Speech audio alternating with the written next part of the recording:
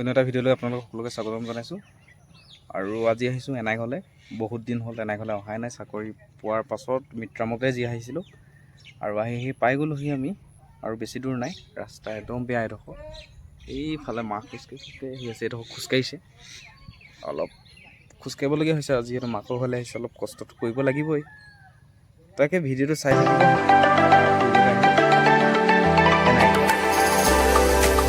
পাইছে আহিছে, হেলমেটটো লগাই দিছে নাই, কি ধুনীয়াকৈ আহি আছে।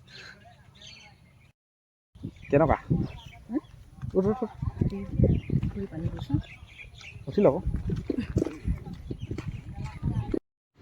এয়া পোনে পোনে পালোহি আপাহঁতৰ ঘৰ। আৰু আমি প্ৰথমতে আপাহঁতৰ ঘৰত সোমাই থৈ যাওঁ, তাৰ পাছতে এনাইহঁতৰ ঘৰলৈ যাম। আৰু অকণমান আহি বহি লৈছোঁহি। পোৱালিটো কি খাইছা? মিঠাই আনিলোঁ, মিঠাই খাইছে। খাইছা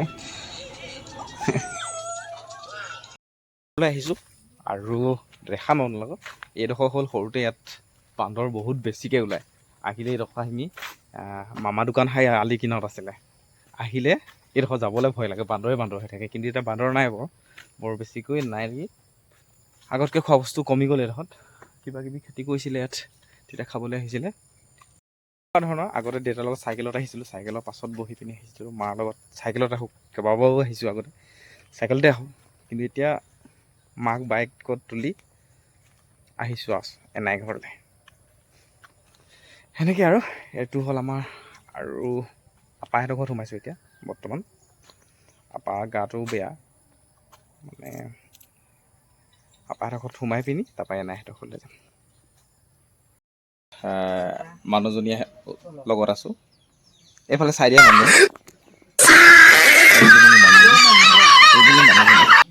মানুহজন ক'ৰ বাৰু? মানুহজনৰ দাঁতকেইটা অলপমান মানুহজনী অকণমান হেৰি হ'ল বাৰু, হেৰি হ'বই আৰু নহয় জানো, অকণমান ডেমেজ হ'ল দাঁতকেইটা। এনেকৈ ঠিকে আছে। চুলিখিনি অলপ কালাৰ কৰি দিব লাগিব। কালাৰ কৰিব লাগিব ন চুলিখিনি অলপ, লাগিব কোলা কৰি দিবলৈ অলপ, তেতিয়া বাইকত দুফালে দুটা ভৰি কৰি উঠিবলৈ ভাল হ'ব। পাই গ'লহি আমি এনাই ঘৰ আহিছোঁ। এনাই ঘৰ মানুহজনীৰ লগত আজি ৰাতিকৈ হাঁহ কুকুৰা পাৰ চাৰ কিবা কিবি খাম আৰু।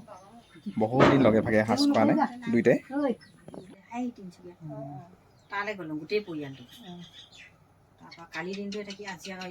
গালত কি প্ৰভাৱ পৰিছে চাওক, এইফালে চাওক, হাঁহি দিয়া বা।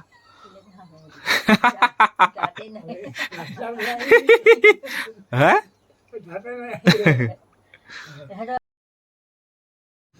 পোনে পোনে এনাইহঁতৰ ঘৰৰ পৰা ওলাই আহিলোঁ। আৰু এতিয়া আমি যাম মাহীহঁতৰ ঘৰলৈ।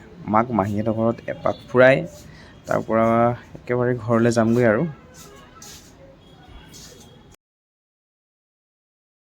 একেবাৰে আহোঁতে টিমুন বুলি কয় এডোখৰত। এইখন হ'ল আমাৰ মায়ে পঢ়া স্কুল হয়। আৰু মায়ে তাকে দেখাইছে, এইখনলৈ আহিছিলোঁ ইমান দূৰ খোজকাঢ়ি। বহুতেই দূৰ হয় এনাইহঁতৰ ঘৰৰ পৰা এডোখৰ, কমচে কম 3-4 কিলোমিটাৰ এডোখৰ খোজকাঢ়ি আহে আগতে। তাকে স্কুলখনো চালোঁ, অকণমান দেৰি ৰখি দিলোঁ, দেখুৱাই দিলোঁ মাকো। চাই লওঁ আকৌ স্কুলখন আগতকৈ বহুতেই ভাল হ'ল চাগে বোলো। তাকে দেখালোঁ। পৰিৱেশটো চাওক, কি ধুনীয়া। এইফালে চাহ বাগান আছে ৰাস্তাৰ কিনাৰে কিনাৰে। ডাইৰেক্ট পোনে পোনে মাহী ঘৰ পালোহি। মাহী ঘৰ ইয়াৰ ভণ্টিয়ে ধুনীয়াকৈ চৰবত বনাইছে। আৰু চাহ তাহ নাখালোঁ, যিহেতু বহুতেই বেছি গৰম আছিলে সেইদিনাখন। ধুনীয়াকৈ চৰবত খাই চিঙৰাৰ লগত অলপ দেৰি লেকচাৰ মাৰিলোঁ, খাই ল'লোঁ ধুনীয়াকৈ। এইদৰে আৰু আমাৰ মিছ প্ৰিয়ংকা দিহিঙীয়া বৰ্তমান তেখেতে সাজৰ গুটি দি মাছবিলাক চক্ৰান্ত কৰি ধৰি আছে। নাই এয়া ইমান ধুনীয়া ছোৱালী মাছ কিয় ধৰি আছে ইমান সমুদ্ৰৰ তীৰত। দেখিছে আপোনালোকে, এখন হয় আপোনাৰ টাউকা নদী। টাউকা নদীৰ কাষত আছোঁ আমি আজি বৰ্তমান। ভনীয়েকক ঘৰলৈ ফুৰাবলৈ দিছোঁ, বেলেগ কথা একো নহয়, মানে মাহী ঘৰলৈ আহিছোঁ আমি আজি। সেইজনী ফাল্টু ছোৱালীজনী হেৰি কৰি আছে, মাছ ধৰিছে। এনাই ঘৰৰ পৰা পোনে পোনে আমি আহিছোঁ মাহী ঘৰত হা। আৰু মাহী ঘৰত আহি বৰ্তমান বহি আছোঁ। নদী কিনাৰত পৰিৱেশটো চাব নেকি? ইয়াত আমি আগতে সৰু হৈ থাকোঁতে 1962 চনমানৰ কথা ইয়াত পূৰা গা ধুই থাকোঁ। নদীখন দেখাওঁ আপোনালোক।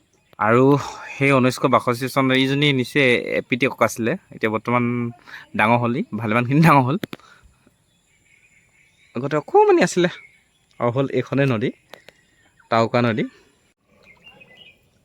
Ten ten ten ten ten ten. নাই দৰিকণা দৰিকণা মাহী ঘৰলৈ আহিছিলোঁ আৰু এইজনী আমাৰ মাহীজনী মানে ধুনীয়া হৈ আছে, মানে বিয়া খাব পৰা হৈছে, পূৰা নাচিব পৰা হৈছে। অকণমান দেখি ক'ব আপোনালোক।